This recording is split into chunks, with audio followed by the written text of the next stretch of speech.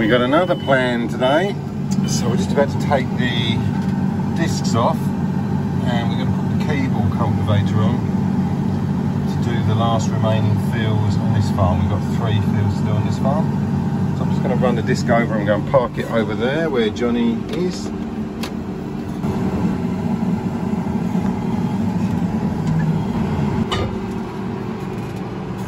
So we're just going to move the hedge cutter out of the way so I can get a little bit closer in.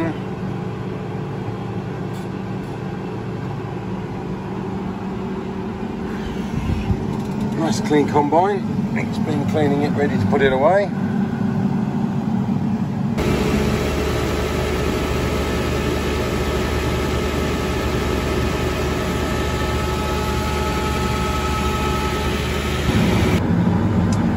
Here comes the cable. So the problem we got is the top down's still not fixed, and we don't think it's going to be fixed today. So where we'd like to go with the top down next, we can't. So the other option is a couple of the fields here need cabling, so just need pulling up a little bit more viciously, if you like. So we're going to put the cable on, go and do those fields.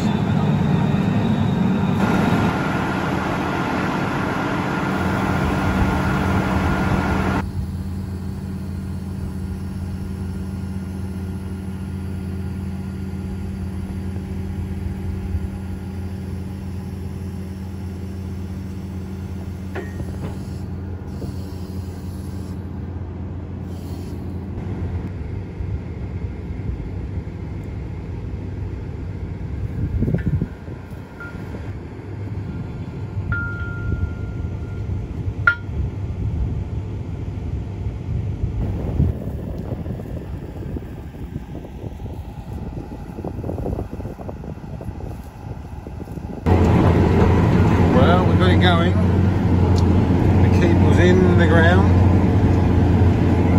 The ground is quite hard. We're certainly doing some work here at the moment. Going round the trams, round the headland, was very, very hard work.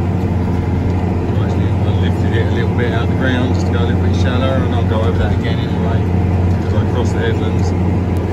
So not too worried about that. Yeah, it's pretty tough, but it's getting there. Well, it's a lovely day this morning, day 2 on the cable, and we've done quite a lot of changing points and checking everything throughout, and I'm just giving a look over on the quad. One of the things that we have to keep an eye on is the level of the oil in these bearings. Just have to make sure. You see that's levels well up in there, so we just keep an eye on that throughout, make sure that they're getting lubricated before we go. But all my other checks are done, oil and water, air filter, so we're pretty much ready to start up now.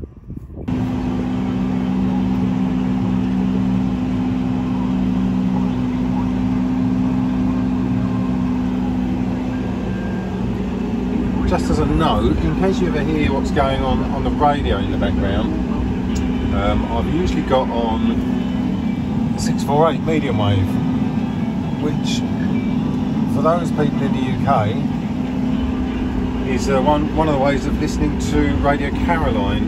And if you know about Radio Caroline, she was classed as the original offshore pirate radio station.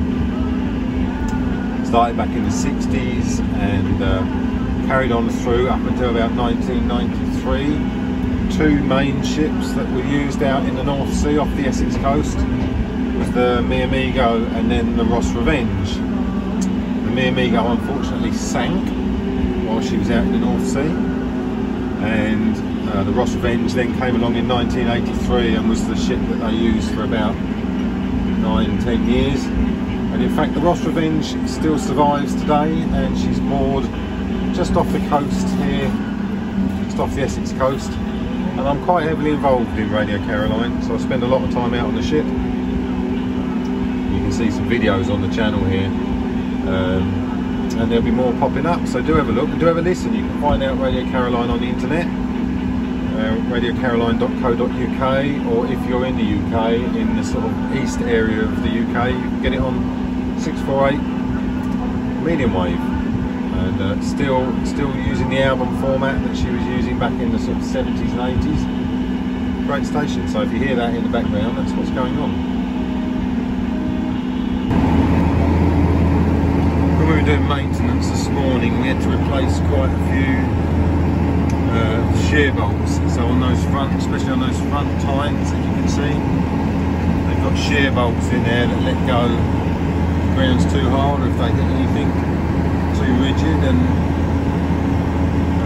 yesterday I had to replace a few. A couple have gone overnight like we did this morning.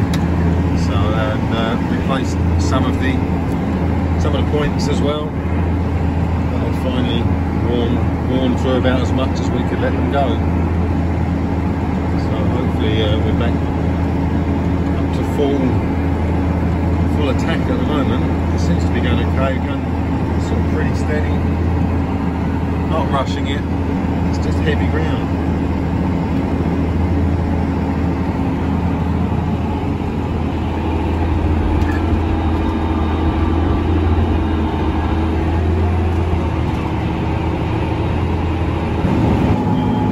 We have a visitor.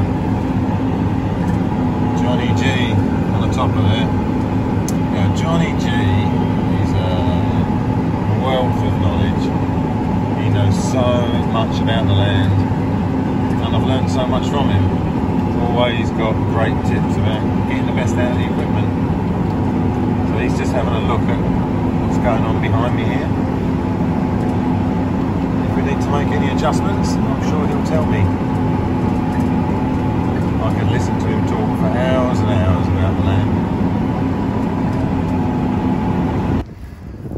Oh, the joys. Oh, the joys. Here we are once more. Oh. Hey. Yep, it came off. So, just trying to clear the hole out here. See if we can do this. Done. Right, time to put her back. Tough going through this ground. We're getting there. We're getting there.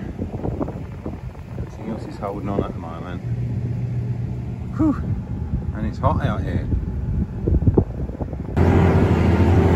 As you can maybe see, we've dropped all the legs, front legs off the cable.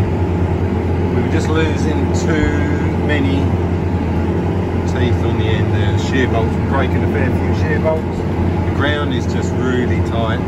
So what we've done, we've taken all the front tools off that were just going in about 6 inches, maybe less, and we're just leaving on the subsoilers. 2 rows of subsoilers at the back with the packer. So we're still lifting, we're still subsoiling, we're just not disturbing it on the front as much as we were, but we're saving on a lot of points and a lot of shear bolts. I had a couple of legs drop off, which were a bit of a pain to put back on again. So you can see here it's sort of slowing down, it's pretty tight in places. So let's see if we can get through it a bit easier like that. Not much more to go.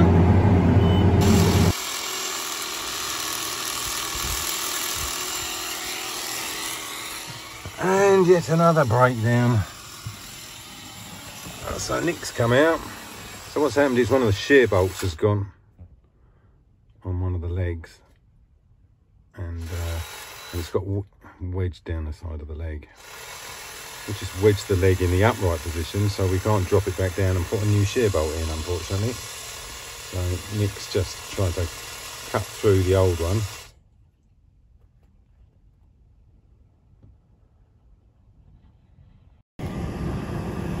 What does today bring then? Another field, about to start. It is so heavy going. The equipment's just taking a real pounding. Like I said, we dropped all the front legs, all the J legs, we dropped them all out with the Keeble yesterday because they were just getting pulverised. So you're just going with the legs with the duck sweet on now, just to break it up, going down about a foot. But it is tough.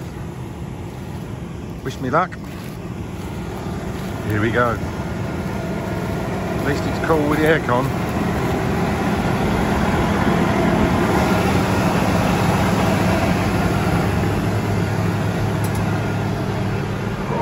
Oh, it's so lovely in here.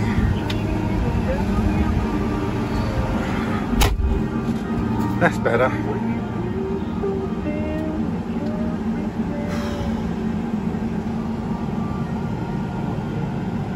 Once we've got this keyboard, we'll be back on the top down, which is being fixed. They've put it together, I think. Just waiting for some new ram tops to come on the lift rams because they got a bit bent, but the frame's back in and it's all ready to go. So I'll make a start here anyway. Look at that. There's a peacock in the field. Look at that. Don't see too many of them around, do you? I've gone for a bit of shade in the hedge. So like I said before, it's lovely seeing all this wildlife out here. I do enjoy it. One of the real joys about working fields, I think everyone should do it. Everyone should work fields and everyone should go out on the water on a boat. Wonderful things to do. Without tempting fate, we're back underway again. I got going and just no sooner had I done a bit of a strip, then I had another one of the shear bolts go. I think I said yesterday that we had the wrong shear bolts in there because they were fractured the wrong size. When the shear bolt went, and you can see on that back leg, I don't know if you can see the bolts that are holding the leg there. So one of them pivots and one of them is a shear bolt. So if it hits something that's too hard, it will let go and let the leg fling back. Now on the top down, the legs are pneumatically held in place and they've got a hydraulic load on them that if you exceed that load they'll swing back. This doesn't have that hydraulic breakout on them, it's got shear bolts. And the trouble was we had the wrong size shear bolts in there, so when they were shearing it was leaving a little stub of metal sticking out the side, and that was scoring into the side plates that the shear bolt goes through, and it was locking the leg in its up position. We just couldn't get the leg come back down again. So what we had to do in the end was bang a wedge in between the two side plates, either side of the leg, bang a wedge in to open it up a bit to let the legs swing out. Anyway, we found the right size shear bolt, and John has gone off down to Keebles to go and get a whole packet of shear bolts. So hopefully we can keep going for a bit longer. Going in a minute, getting through again. Don't want to tempt fate though. Rather see a few more strips done. But we're hanging in there. Here's something of a bit of interest here. Now I don't know if you can see in the corner of that field there, that slight red tinge to the soil. We got that in a few patches in some of our fields here. And what I'm led to believe is that it's where there was a lot of salt production. The Roman salt producers used to get quite a lot of salt out of this area, and this was what was left over after they'd done their work. There's a lot of Roman activity in this area, in actual fact. We've got a very old church out on the seawall that was one of the earliest churches in the UK.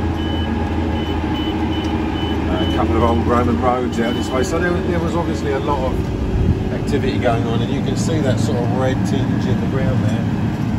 I don't know how well you can see that. You can see it here. But yeah, that's the leftovers from the Romans. Kind of cool, isn't it? up a little history lesson here for you. Look at that, got this little corner to do, and then I've got to move over to the other half of the field. And, see how we get on.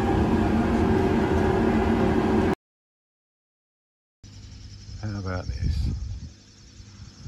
Like I said, I was saying earlier on that in the cab I listen to Radio Caroline a lot of the time, and I'm involved with the station, and I'm really lucky enough to be able to come out on the radio ship that we had out on the Blackwater here. And after a long day on the farm, we get to have views like this.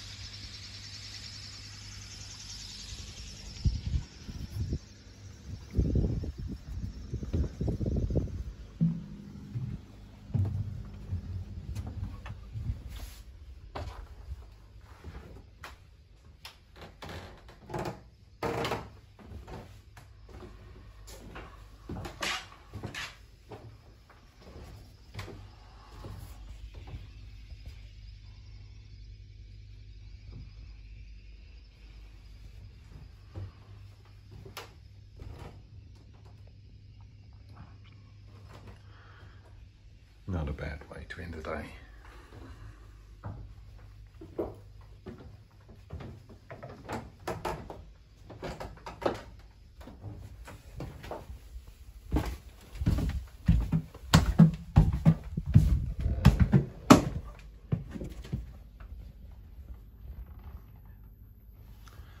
So this is what we call the Heritage Studio. This is the original studio from the 1980s. If any of you listened to Caroline back then, it came from this studio. And if we have a quick look next door, most of the time the broadcast comes from this studio here. So we've got the weekend's broadcast about to start. We'll have a quick look in the record library as well.